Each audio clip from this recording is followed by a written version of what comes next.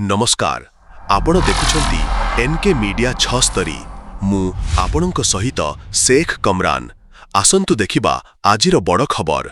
नियाली राजनीति रे बड़ परिवर्तन हेबाकु जाउअछि।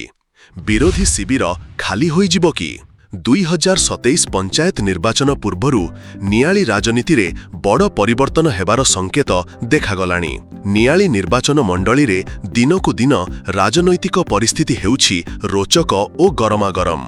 लोकप्रिय विधायक इंजीनियर छवि मल्लिकଙ୍କ कार्यधारा ओ लोक संपर्क रे अनुप्राणित होई विरोधी दलर अनेक वरिष्ठ नेता ओ कर्मी वर्तमान बीजेपी शिविर रे जोग देउथिबा देखिबाकु मिलुछि।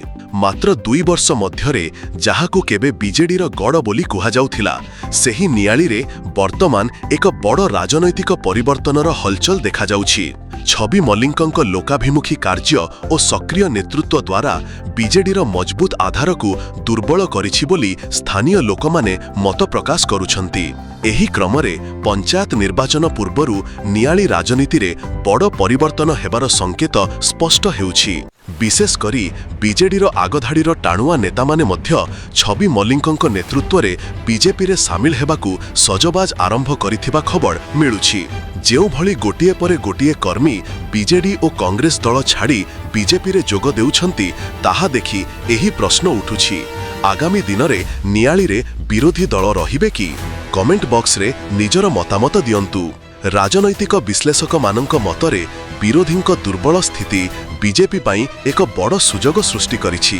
अन्य पटे एबे जेउ माने बीजेपी दल को विरोध करुथिबारु देखिबाकु मिलुछि, सेमाने कुआडे भितिरिया विधायकଙ୍କ सह मिसिटी बोली आलोचना होइछि।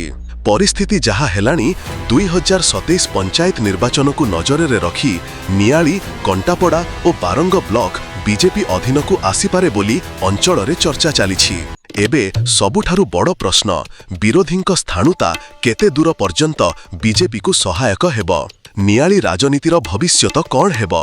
एहा थिला नियालीर राजनैतिक परिस्थिति उपरे आमर विशेष रिपोर्ट। आगको विरोधीଙ୍କ स्थाणुता केते बीजेपी को सहायक होछि देखिबाकू बाकी रहिला। एमिति नूतन और ताजा खबर पाई आम चैनल एनके मीडिया 6 को सब्सक्राइब करंतु, लाइक करंतु और शेयर करंतु। धन्यवाद।